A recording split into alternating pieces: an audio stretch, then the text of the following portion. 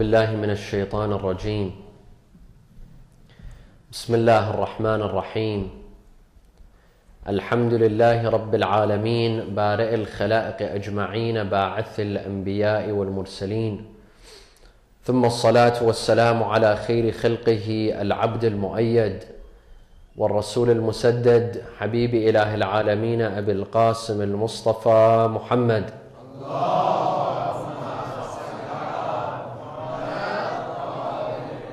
وعلى أهل بيته الطيبين الطاهرين وصحابته المنتجبين. صلى الله عليك يا رسول الله، صلى الله عليك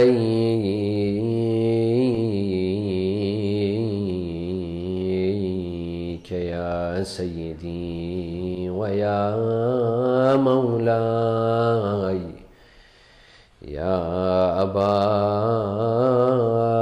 عبد الله، يا رحمة الله الواسعة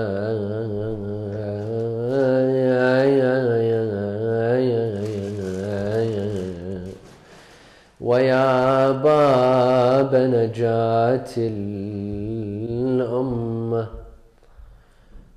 ويا عبرة كل مؤمن ومؤمنة،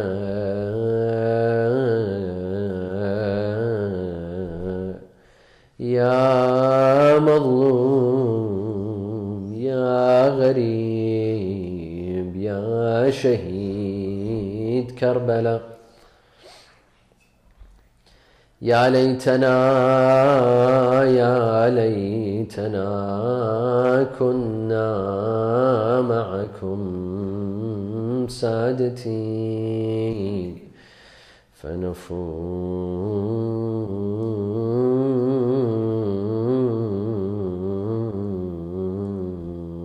فوزا عظيما. أعوذ بالله من الشيطان الرجيم. بسم الله الرحمن الرحيم.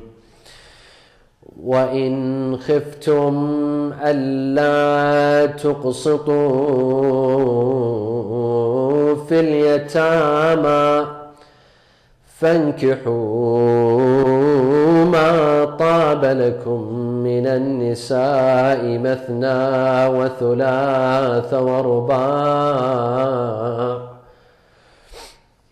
فإن خفتم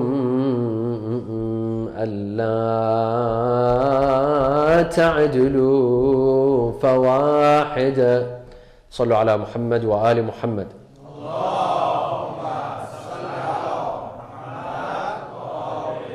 A second for the love of Imams al-Hassan wal-Husain.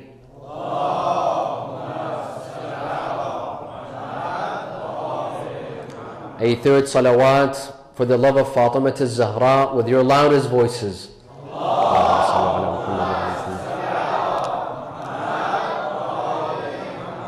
Why in Islam is it allowed for men to marry up to 4 wives?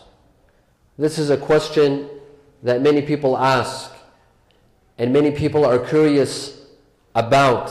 They like to know the answer. Why is it that in Islam men are allowed to marry up to 4 wives while women can only have 1 husband?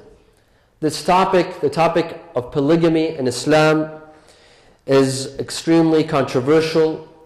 It's extremely sensitive, and it has not been debated academically and objectively. Most people, they use this topic, the topic of polygamy, to bring down Islam and Muslims and accuse them of being followers of a religion that disrespects women and doesn't give them their rights and takes advantage of them.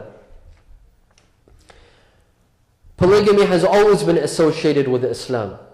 In fact, as soon as people hear the word polygamy, immediately they think of Islam and Muslims. They don't think of anyone else. If you go on Google and you put in the word polygamy, it gives you several choices. Among the first options is polygamy in Islam. This shows you the amount of association between polygamy, the practice of marrying more than one spouse, and Islam. While the origin of polygamy is not Islam, polygamy was practiced in Judaism by Jews and in Christianity by Christians. But you don't hear that on the news.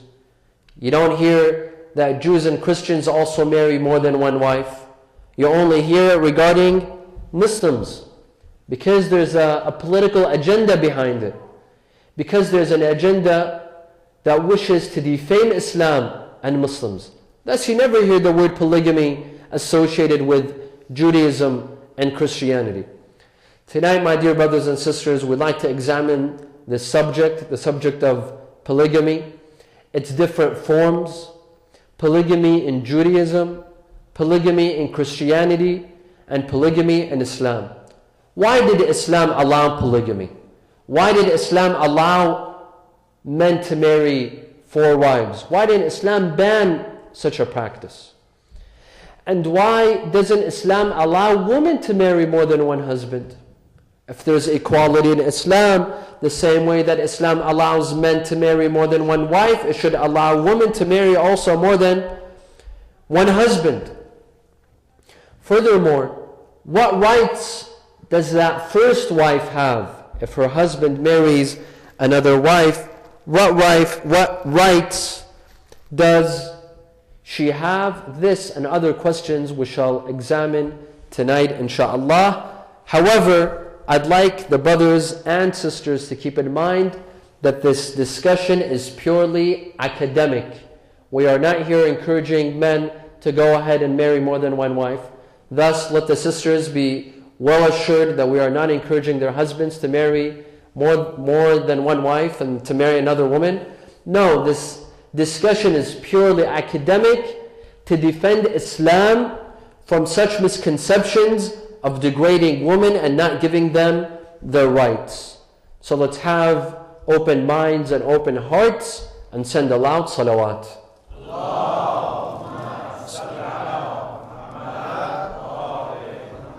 First of all, polygamy has different forms. Polygamy means for a person to marry more than one spouse. It could be a man marrying several wives, or a woman marrying several men. Thus the word polygamy means that both husband and wife could marry several spouses. Polygyny is the word that we need. Polygyny with an N entails only men being allowed to marry more than one wife. In Islam, what is practiced or what is allowed to be practiced is polygyny with an N, not polygamy with an M. Thus, polygamy is for both spouses to be able to marry more than one spouse. A husband can marry more than one wife, and a wife can marry more than one husband. Polygyny is when only the man is allowed to marry more than one wife.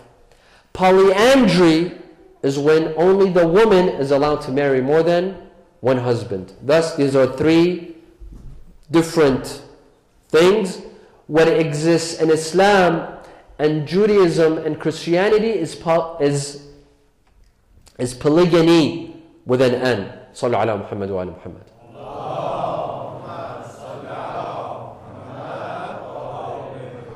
We come to Judaism, we see that polygyny existed and it was practiced by Jews, by their earlier ancestors. It was practiced, it's been mentioned in Jewish history. Up till the biblical period, it was very well practiced. Proof that it exists in Judaism and that it's considered legitimate and it's recognized is that the Old Testament, the Torah, addresses polygyny and it has restrictions on it. The Old Testament introduces laws pertaining to polygamy. This is the biggest proof that Judaism accepts polygamy, and it recognizes it as a legitimate form of marriage. For example, in the book of Exodus, in the Old Testament, in chapter 21, verse 10, it says, "If he take another wife for himself, her food, clothing, and her duty of marriage shall he not diminish." Meaning, if a man marries another wife, then he needs to provide for her. For whom? His first wife. He should not forget his first wife. He should provide for her, her food, her clothing, and her rights. This tells you what? That polygamy is allowed. And this is one of the laws pertaining to polygamy in Judaism. In Deuteronomy chapter 21, verses 15 to 17 in the Old Testament, it says, "A man must award inheritance due to the firstborn son, to the son who was actually born first, even if he hates that son's mother and likes another wife more." What is this verse saying? This verse is saying that if a man has two wives, the one who inherits him is his first son, regardless of whom his mother is. Even if that man hates his mother, hates his son's mother, and loves another wife more, but the inheritance goes to whom? To his eldest son. This means that a man can have two wives. He hates one and he loves another. In Deuteronomy 17, chapter 17, verse 17, it says, "The king shall not have too many wives." That means he could have wives, but just not too many. Maybe less than 100. I don't know how many is not too many. Thus, he can have plenty of wives, but they shouldn't be too many. We also read in Jewish history about certain Jewish historical figures that had more than one wives. For example, Ashwa, Moses, Jacob, Elkanah, David, Solomon. Even though these are prophets that we also accept, but Jews also accept them as prophets. And these prophets, these Jewish figures, they had more than one wife. In Deuteronomy 25, chapter 25, verses 5 to 10, talk about how it is required of a man to marry and support his deceased brother's widow. In Jewish law, if two brothers, one of them dies and he leaves his widow, his brother has to marry his widow. He has to marry his deceased brother's widow. It's not a matter of choice. He has to marry his brother's widow. Do you ever hear this on the news? Do you ever hear about this? That in Judaism, the Old Testament tells you that you have to, you must, it's not a choice. You have to marry your brother's widow, whether you have a wife or you don't. In Exodus chapter 21, verse 10, man may marry wives in addition to the first wife, provided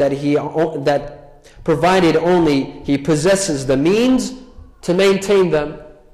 A man can marry more than one wife as long as he possesses the financial means to take care of all of his wives. And then it continues. He says, he may not, however, compel his wives to live in the same courtyard. Instead, each one is entitled to her own house. If he marries more than one wife, each wife deserves her own house. He cannot put them in the same house. Very much similar to the Islamic ruling. Very much similar to Islam. Islam says if you marry more than one wife, you have to be able to spend on them financially. You have to be capable of spending on them. And you cannot keep them in the same room or same house. You have to provide them different homes.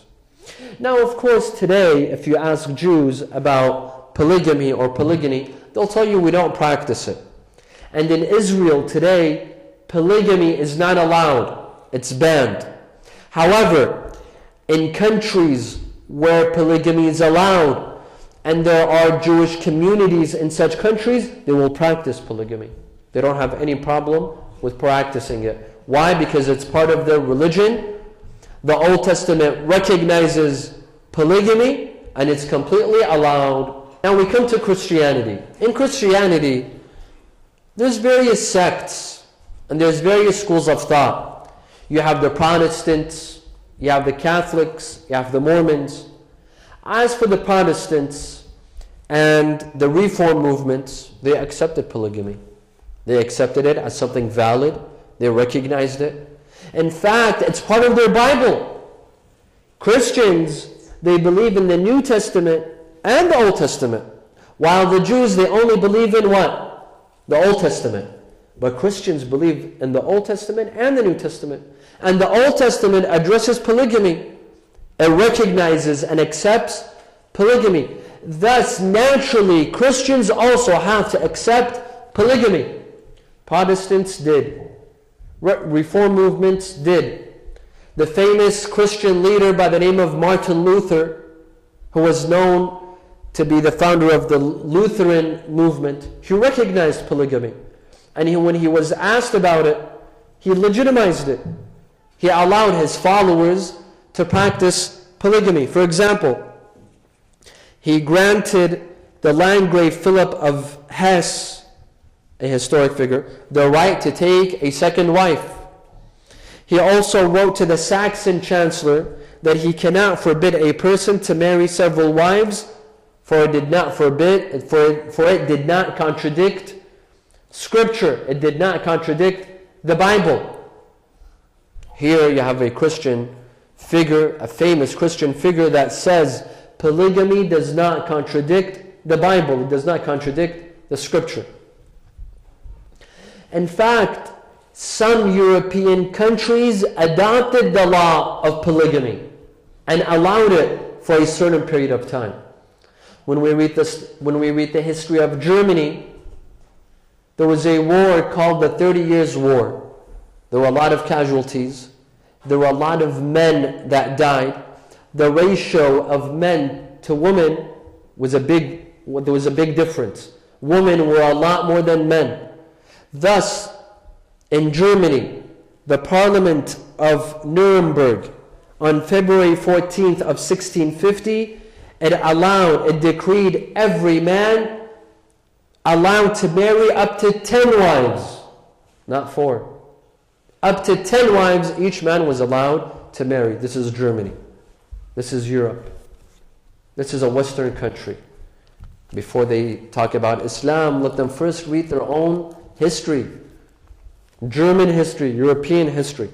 Now, the Roman Catholic Church took a position against polygamy. And they saw that polygamy contradicted the Bible and the Scripture. St. Augustine, who is a very well-known Roman Catholic theologian, he wrote against polygamy. And he saw that polygamy goes against religion and that it should not be accepted. He wrote in his writings, the famous St. Augustine, he wrote that the good purpose of marriage is better promoted by one husband with one wife than a husband with several wives. And this is shown plainly enough by the very first union of a married pair, meaning Adam and Eve, which was made by the divine being himself. St. Augustine says that the ideal marriage is one husband and one wife, not one husband and several wives. Proof of that is when God created human beings, the first human beings that He created was whom? Adam and Eve. God gave Adam only one wife. He didn't give him several wives. This is proof of this is how it should be. This is what's natural. In every marriage, there's only one husband and one wife. This is Catholics. As for Mormons, Mormons are a well-known sect among Christians. Mormons are known for the practice of polygamy. They're known to marry more than one wife. And they exist in the United States of America and in Canada as well. Mormons are all over America. even though they're concentrated in the state of Utah, yet they're everywhere, and they're known for the practice of polygamy. It began with Joseph Smith, who stated in 1831 that he saw a revelation in which plural marriage should be practiced by Mormon men. Thus him, Joseph Smith, along with some well-known Mormon leaders, they married more than one wife, including Brigham Young, Herbert Kimball, and Smith himself. After a couple of years, Joseph Smith, who saw the revelation regarding polygamy, was killed. And they don't know who exactly killed him. I personally assume that his first wife killed him. Must be his first wife. They moved, Mormons who were all over the United States, they gathered in Utah.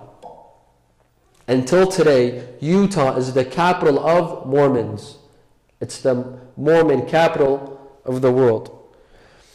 And there they continued practicing polygamy freely. And then the United States of America started adopting certain harsh laws against polygamy. They started to move to other countries, and one of them is Canada. Mormons moved to Canada because Canada has less harsher laws regarding polygamy. This is Christianity. As for Hinduism, Hindus have no problem with polygamy. They practice polygamy and they didn't see that it contradicts the religion. Up till 1955, polygamy was permitted for Hindus. But in 1955, the Indian Parliament passed a law called the Marriage Act, the Hindu Marriage Act, which made polygamy illegal in India except for Muslims. Why? We don't know, even though it does not contradict their religion. Now, as for polygamy in Islam, sallu ala Muhammad wa ala Muhammad.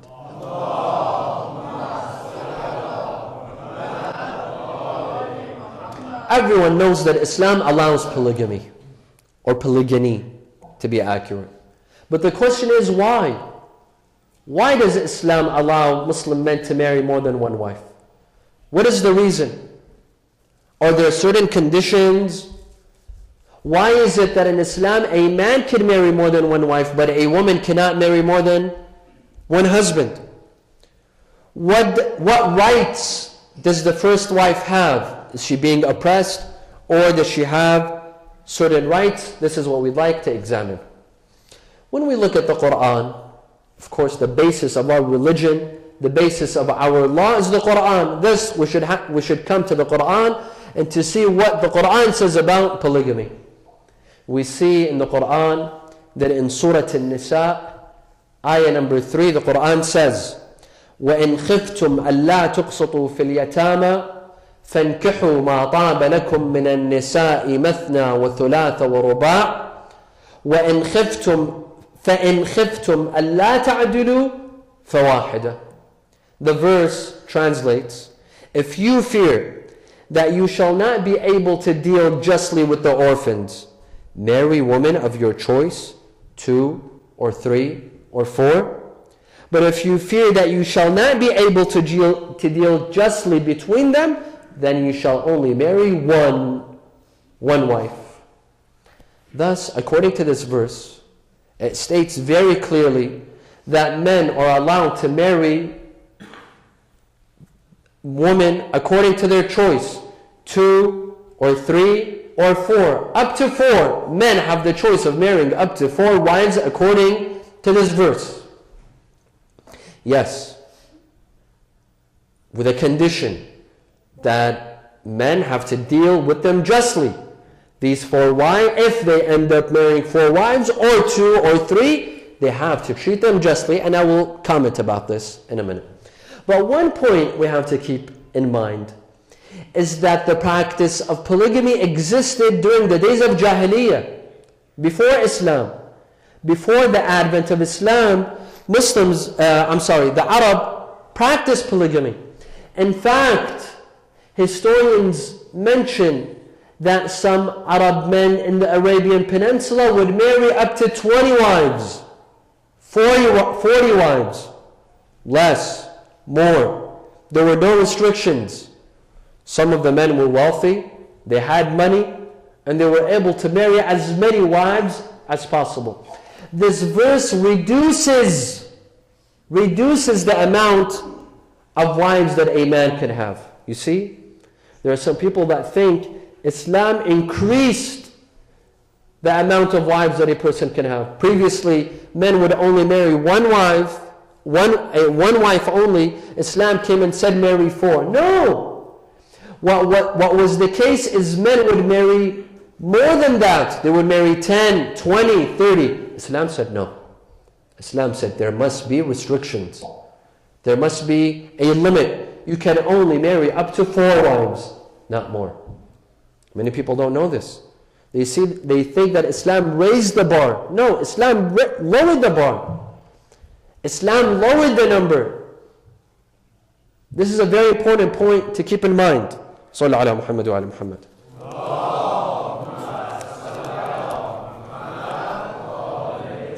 This verse, ayah number 3 in Surah An-Nisa, when was it revealed? We have to study the context in order to understand this verse better and the concept of polygamy better. We have to understand the context of which this verse was revealed in.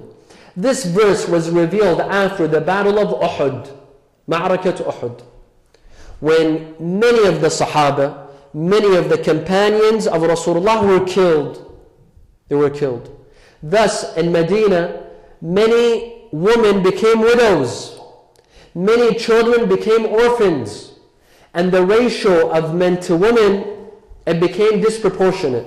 You had few number of men with a lot of women. This created a social problem. You have a lot of widows, a lot of orphans that need someone to take care of them, a lot of widows that need a caretaker, not just financially, but even emotionally. Now, a lot of these women were left without a caretaker. They were left without husbands. A lot of these orphans were left without fathers, without someone to take care of them. Allah subhanahu wa ta'ala revealed this verse. وَإِنْ خِفْتُمْ أَلَّا تُقْسِطُوا فِي الْيَتَامَى فَانكِحُوا مَا طَابَ لَكُم مِّنَ النِّسَاءِ مَثْنَى وَثُلَاثَ وَرُبَاعَ. You may marry women of your choice, 2 or 3 or 4. When the Quran revealed this verse, when this law was introduced, this was not a new law, because this existed in Judaism. This existed in Christianity. Thus, Islam was only following the footsteps, was only reviving a tradition that already existed in Judaism and Christianity. This was not something new. Thus, when you hear on the news, in classrooms, in debates, that Islam brought this new concept of polygamy, this is a lie. This is a lie. This is not something new. It existed in their own religion, in their own faith. However, Islam modified it. Islam told the men that you can marry up to 4 wives. However, there's 2 restrictions. Number 1, it's 4. It can't be 5. It can't be 6. It can't be 10. No matter how rich you are, no matter how many women you could marry, it's restricted to 4. This is the first restriction. Second, you have to deal justly between your wives. What do I mean justly? What does the Quran mean by saying just? وَإِنْ خِفْتُمْ أَلَّا تَعْدُلُوا فَوَاحِدًا. This adala that the Quran speaks about, what does it mean? This adala means you treat them equally, financially and with your time. These 2 things, financially and with your time. Meaning, if you buy one of them a house which has 3 bedrooms, you buy the other one a house with 3 bedrooms. If you put one in an apartment, you put another one in an apartment. If you buy one a $2 million house, you buy the other one also a $2 million house. If you spend I don't know how much with shopping, I don't know how many credit cards you give to one, you give another one the same amount of credit cards. You spend exactly the same on both wives, or 3 or 4 of them. You spend exactly the same. Financially, you don't differentiate. You don't buy one thing for one wife and you don't buy for the other. You treat them exactly the same. And number two, with your time. If you spend one night with this wife, you spend the other night with the next wife. You don't spend six nights with one of them and you just give one wife, probably the old wife, the one that you married first, you give her one. No. You give them the same exact nights. However much you spent time with this wife, the new wife that you just married, you give the poor old lady as well. This is adala that the Quran speaks about. You treat them justly. I remember one of our teachers in class one day, Ayatollah al-Irawani in Najaf, he says that there was a scholar in Najaf who had two wives. One of them was very bad with her husband. She treated him badly. In fact, his exact words was that one of them, her tongue was the tongue of a scorpion. This is how she treated her husband. But the other one, she was nice, she was polite, and she knew how to take care of her husband. But the husband, he would treat them the same exact way, to the point you don't know which one was the good one and which one was the bad one. Which one was the scorpion and which one was the gazelle? I don't know. You choose. Which one was the good one and which one was the bad? Because he treated them exactly the same. If he smiled to one, he would smile to the other. If he would joke around with one, he would joke around with the other. This is adala. Adala in everything. The men that go and marry, many of them, they give a blind eye to this topic, the topic of adala. There's a lot of men, and I've heard stories, here in America, Canada, in Europe, they go back home in Iraq, Afghanistan, I don't know where, and they marry a younger wife, and they forget about the previous wife. With the other wife, and they forget about their first wife. Where's the adala in this? Where's the adala? He thinks if he sends some money, he's doing adala. This is just. This is justice. This is not justice. Sallu ala Muhammad wa ala Muhammad.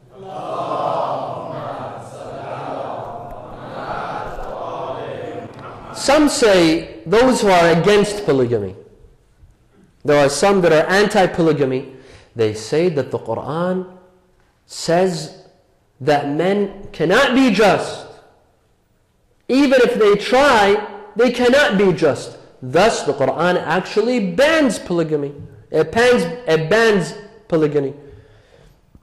Where there's a verse in the Quran that says, Surah An-Nisa, the same chapter, verse 129. وَلَن تَسْتَطِيعُوا أَن تَعْدِلُوا بَيْنَ النِّسَاءِ وَلَوْ حَرَصْتُمْ. You will never be able to treat your woman justly, even if you try. Even if you try, no matter how much you try, you will not be able to treat them justly. So if you can't treat them justly, that means what? You cannot marry more than one wife. Some say this is what the Quran is saying. No, this is not correct. Why? Because that means the Quran, if we accept this, that means the Quran contradicts itself. In Surah An-Nisa, verse 3, the Quran says, فَانْكِحُوا مَا طَابَ لَكُمْ. Marry. Here, the Quran says, don't marry. No. The Quran does not contradict itself. So then what is this verse talking about? That you cannot treat your wives justly. Scholars here say that the verse is saying you cannot treat your wives justly, meaning you cannot love your wives the same. And this is normal. If a husband has two wives, obviously he's going to love one more than the other. He might love both of them, and this is possible. And we'll talk about this in a couple of minutes. A man has the ability to love two women, but exactly the same? No. This is not possible. He'll obviously love one more than the other. The Quran is saying, even if you try, you will not be able to love them exactly the same. But treat them the same. Even if you love one more than the other, but you have to treat them, if you decide to marry 2 or 3 or 4 wives, you have to treat them the same. Financially and time-wise, you have to treat them the same. Sallu ala Muhammad wa ala Muhammad.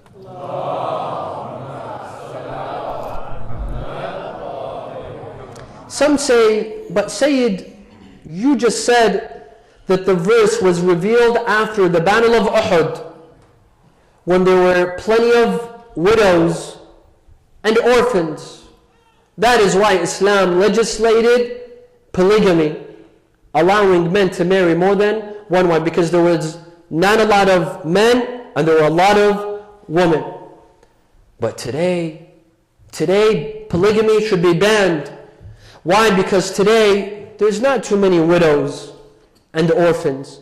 And if there is, in a couple of countries, in Iraq, in Pakistan, in Afghanistan, in a couple of countries. But generally, there's not too many widows and orphans. So shouldn't Islam ban the practice of polygamy? This is a question that is posed. The answer. Number one, we said that this was the context of the verse. But the verse doesn't say that men are only allowed to marry widows. The verse says men are allowed to marry women. فَانْكِحُوا مَا طَابَ لَكُم مِّنَ النِّسَاءِ. Nisa means women. Didn't say widows. This is one. Two, there's a phenomenon that we have to understand carefully. وَصَلُّوا عَلَى مُحَمَّدٍ وَآلِ مُحَمَّدٍ.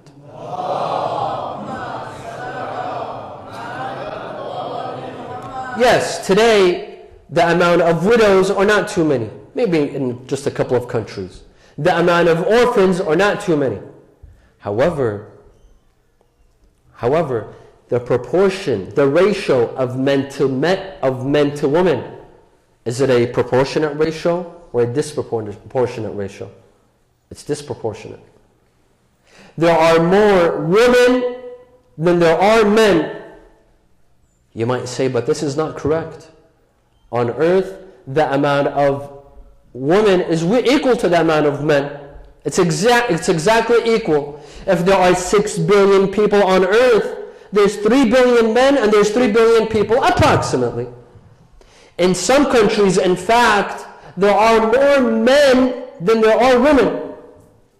So we don't have more women than there are men for them to marry more than one wife and for polygamy to be legislated. Correct?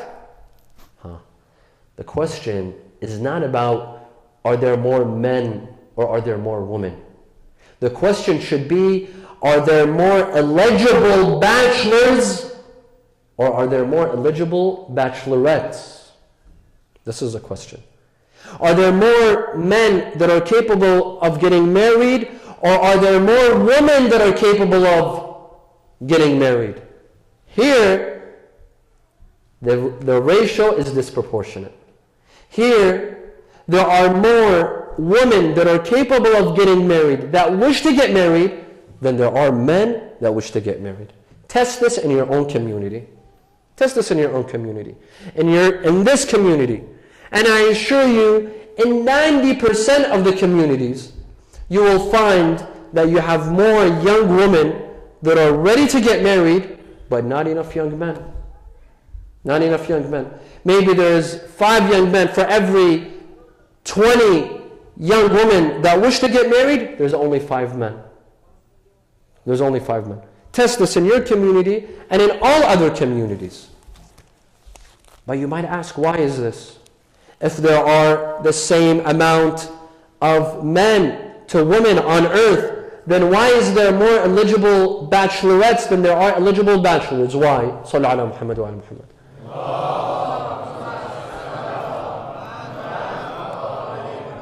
You see, this goes back to the nature of men and women. Women, they think about marriage before men. A young lady at the age of 18 or 19, she's probably thinking of her marriage. She's thinking of her wedding. She's already thinking of her husband. She's ready to get married. And perhaps if someone comes and proposes to her at the age of 18 or 19, she doesn't mind getting married. In fact, there's a lot of young ladies that get married at the age of 18 or 19. But tell me, how many young men at the age of 18 are ready to get married? How many of them are thinking of their weddings? How many of them are thinking of getting married? Most of them at the age of 18, they're thinking about football. They're thinking about who scored tonight and who won. They're not thinking of getting married or a wedding or having a family. Am I right or am I wrong? I think that I'm right. I don't know. From your faces, I could tell that I think you agree with me. Thus, in most communities you will find that there are more women that are willing to get married, that are ready to get married, but there's not enough men. Why? Why is it that at the age of 18, a young woman is ready for marriage, but a man is not ready at the age of 18? The reason is because a man, this is how he's biologically engineered. That first thing, he has to think about his education. Right now, he's thinking he has to get an education. Why? Because he has to be the caretaker. He has to bring the bread home. He has to take care of his family, not his wife. The wife doesn't need to work. She could if she wants, but she doesn't need to. She doesn't need to work. She doesn't need to make a salary. It's the man that has to work and make the salary and make the income. That he has to get an education.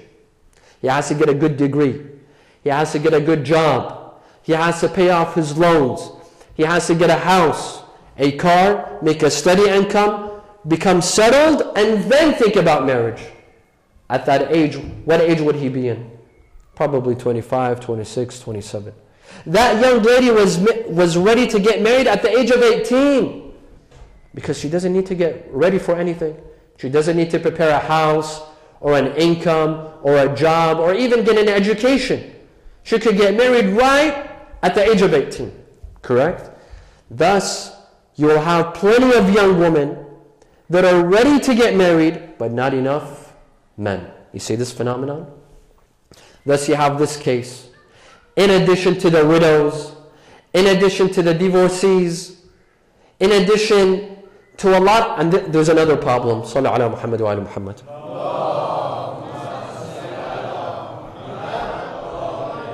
You know, one of the problems that we have, especially in Western society, that our families will encourage our young women to get an education. That's beautiful. That's perfect. Let our young women get an education. In fact, Rasulullah says, طَلَبُ الْعِلْمِ فَرِيضَةٌ عَلَى كُلِّ مُسْلِمٍ وَمُسْلِمَةٍ. Seeking knowledge is mandatory upon all Muslim men and women.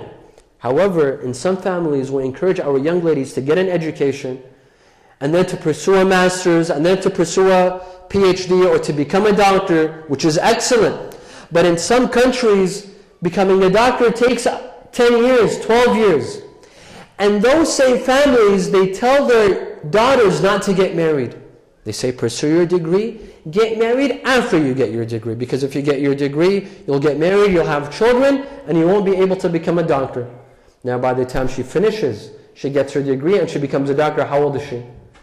She's about 30 years old. And she's not married. Now at the age of 30, who's willing to marry her at the age of 30? Most young men, they already got married at the age of 23, 24, 25, 26. Not a lot of them are going to marry at the age of, or willing to marry a young lady at the age of 30. You see, this is also one of the problems that exists in our societies and our communities that has not been given much thought. My point is, we are left with a community that is full of young women or even older women that are left without husbands. Most of the men are taken, they got married, and you have plenty of young women that are not married. What happens to them? What happens to them? Islam here asks this question. What happens to these young ladies? Do we dump them in the ocean? Do we get rid of them? This is a social problem. Islam came to solve all of social problems, all of our social problems. And this is a social problem. Thus, Islam says that these women need someone to take care of them. You see, people think that Islam legislated polygamy for the benefit of men. This is not correct. It legislated polygamy for the benefit of women, not men. Because what happens to these women that are left without caretakers? Sallu ala Muhammad wa ala Muhammad.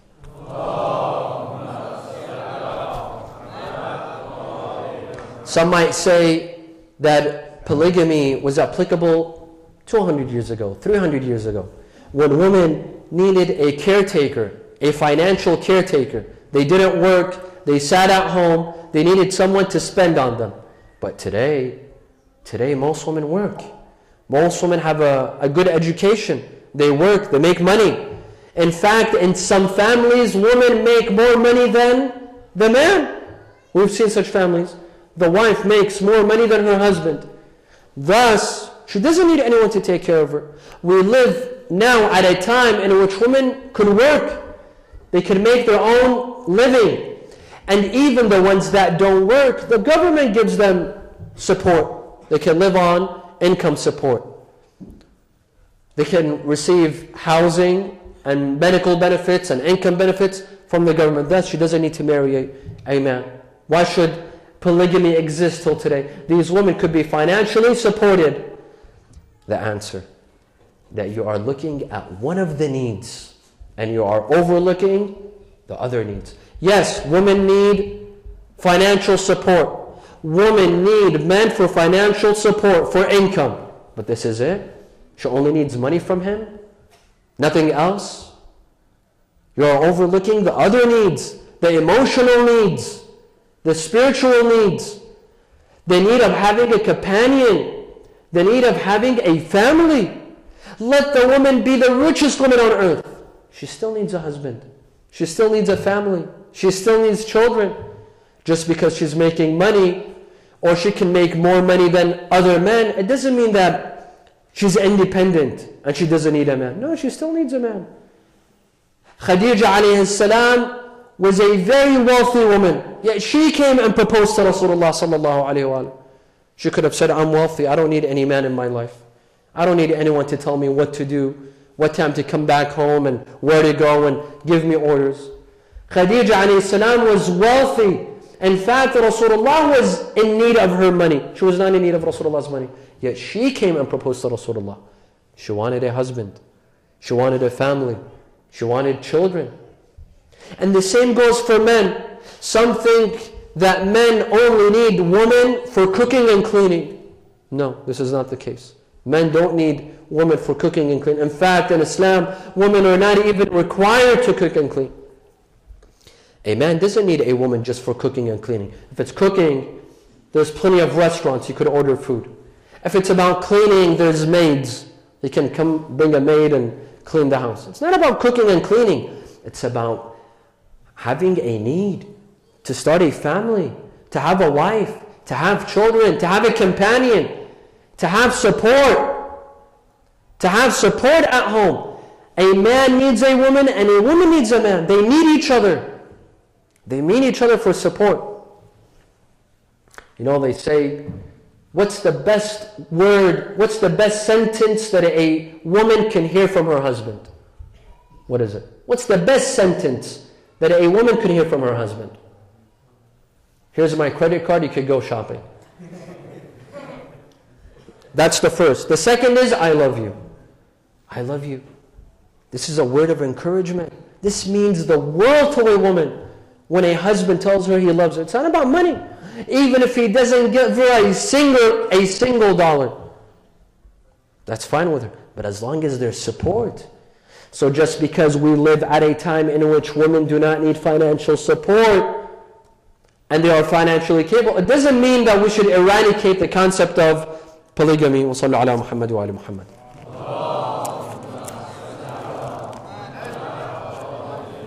There are some that say Islam allows polygamy because Islam is a masculine-dominated religion. It's because Islam is dominated by men. It came to serve the needs of... Look at the laws of Islam. It's all about men and the rights of men and the privileges for men. And this is one of the laws. The law of marrying, being allowed to marry up to 4 wives. It came to serve men's needs, men's sexual desires. This is the reason. The answer is this is not the case. Islam did not legitimize and legalize polygamy for men. If it legalized polygamy for men, if Islam only cared about men's desires, men's sexual desires, it would allow men to go and commit adultery. It would allow men to go and have relationships outside of marriage. They're easier, less expensive, it doesn't cost you anything, you don't need to get married, you don't need to spend, you don't need to be just, none of this. If Islam wanted to look after men's desires and men's interests, Islam would have told men, go and do whatever you want, with whoever you want. But no, Islam came and put conditions. Islam says there must be a marriage that everyone recognizes. You have to spend. You have to treat your wives justly. You have to recognize the child that is born from your second and third and your fourth marriage. While if Islam allowed men to go and commit adultery, for example, he would have a child. He doesn't even need to recognize that child. No responsibilities, no obstacles. Islam says marriage is a responsibility. Thus, Islam didn't do a favor for men when it legalized polygamy. In fact, this marriage is a burden. It's more responsibility. As some men say as a joke, they say one marriage is a headache. 2 marriages is 2 headaches.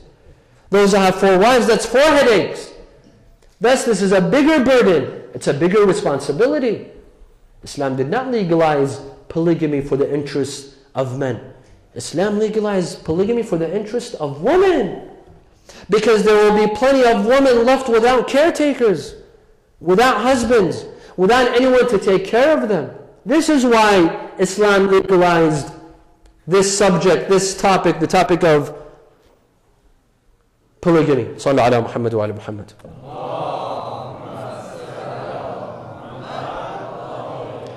Some might say, okay, if Islam cares so much about women and Islam is legalizing polygamy for women, why doesn't Islam allow women to marry more than one husband? If there's equality in Islam, why doesn't the opposite also exist? Why can't women also marry more than one husband? The answer. Number one, we talked about a ratio. We said that there are more eligible bachelorettes than there are eligible bachelors. There are more women that are willing to get married than there are men. Thus, if a woman marries another husband, this will increase the problem. It's not going to solve the problem. It's going to increase this is going to mean that there will be less available men. There will be less available men. Thus, this will only increase the problem. It will not decrease the problem. This is one. Number two, women themselves. In fact, what does a woman want from marriage? Why does a woman need a man? She needs support from him, and she wants love from him. If there is one man that is providing her with that support, financial support, psychological support, emotional support, that is all that she needs. Ask any woman on earth that would you want 2 husbands? She'll say no. In fact, she'll even be disgusted. She'll say no. All I need is 1 husband. In fact, some women will even say that one caring husband that gives all the love is hard to find, let alone 2. Let alone 2. 2 men that give all the love, that is almost impossible to find. Thus, women themselves would not even want such a thing. Women themselves would not even think about being with another man while they have a loving, caring, protecting husband. Thus, it would not even cross a woman's mind, that idea. It's not part of her psychology to even consider such a thing. Number three, up till 100 years ago, how would they discover who is the father? Let's say a woman had 2 husbands. Who would they know who's the father? They wouldn't know. They wouldn't know. Up till 100 years ago, the issue of the DNA was discovered. Now, today, they can discover who's the father. But up till 100 years ago, would they be able to discover who the father is? No. Thus, they would not even know who the children would be. In Islam, this is important, the importance of lineage. Children need to know who their fathers are. This is important. Thus, for these reasons, Islam does not allow polyandry, which is the practice of a woman marrying more than 1 husband. Sallu ala Muhammad wa ala Muhammad. Now, what about the first wife? The poor, patient first wife that has to deal with a husband that marries a second or third wife. What about her? Is Islam being oppressive? What about her rights? Doesn't this lady have rights, the first wife? Is this fair for her that her husband goes and marries another wife? You see, Islam is fair. Islam is a just religion. Number one, Islam says that a husband has to treat his wife justly. Islam says that a husband cannot oppress his first wife just because he went and married a younger, more beautiful, I don't know what wife. It doesn't mean that he abandons his first wife. No, he treats them exactly the same. This is one. Number two, and this is important for all ladies to know, that Islam gives the right for a lady, for a woman, at the time of the marriage contract, to stipulate a condition. At the time of the wedding, she makes a condition. She puts a condition on her husband that I accept to marry you with the condition that you don't marry another wife. This is very much possible. All women at the time of, I'm sure the ladies are now thinking, well, why didn't I know that when I got married? All women have the right at the time of the wedding to make this condition, and the husband has to abide by this condition. He has to. He is obliged to abide by this condition. If she puts a condition that he's not allowed to marry another wife, then he is not allowed to marry another wife. Sallallahu ala Muhammad. I believe that deserves a salawat. Sallallahu ala Muhammad.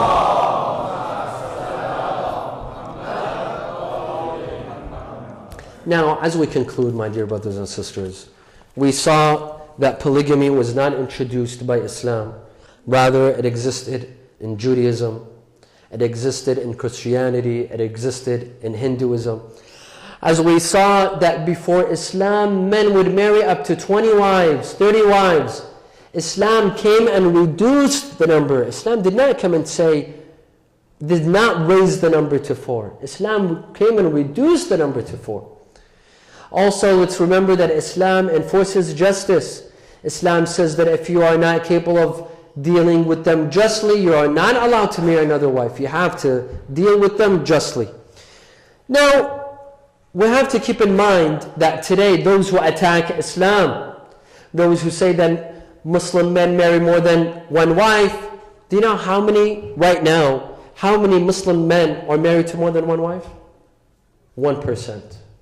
1%. Read statistics. Google it.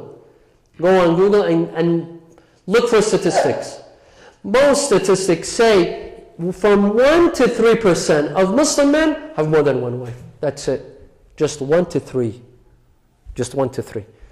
And what's shocking is that here in the United States of America, how many men cheat on their wives? How many? 3% or 30%? But you don't see that being called injustice. No one calls that injustice. If a Muslim man marries another woman, marries her respectfully, this is a taboo. This is a problem. But here in this society, in this country and in Western countries, if a man goes and cheats on his wife, that's perfectly okay. That's okay. No, not just this. In this society, we live in a society, if a man goes and marries another woman, a second wife, this is a taboo, this is a problem. But if a man goes and marries another man, this is okay. This is okay. This is legalized. Right now in the United States of America, they are legalizing this. This is fine. This is human rights. Don't talk about this because this is human rights. A person can marry whoever he wishes to marry, even if it's from his own gender. Didn't we just see on Thursday the CEO of Apple announced this disgusting behavior? The CEO of Apple announced that he practices such an ugly behavior. What do you expect? I was telling some friends that if we buy the new iPhones, I think this is najis. I mean, with a CEO like this, that practices such a thing, I think the new iPhone is going to be najis. Sallu ala Muhammad wa ala Muhammad. Having said this, we in Islam, we do not encourage polygamy. We do not go and say to all men, go and marry more than one wife. No. In fact, we say that if you are happily married and you have a good wife, keep her and take care of her. You don't need to go and marry another wife. If you don't have a problem, there's no issue, you don't need to go and marry another wife. As Americans say, if it ain't broke, what? Don't fix it. If your marriage is happy, if you're happy with your wife, you have a good wife, why go and marry another wife? Islam doesn't go and encourage you. Islam says that polygamy is for emergency cases.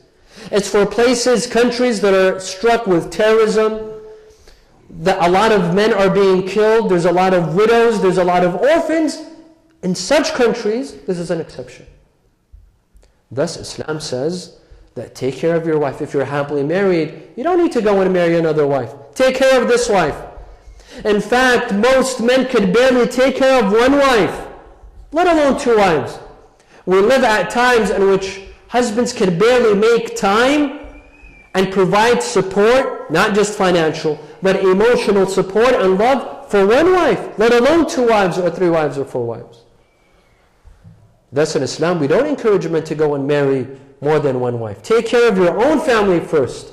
Yes, it's legalized and it's practical for certain conditions, but it's not encouraged. وصلوا على محمد وآل محمد.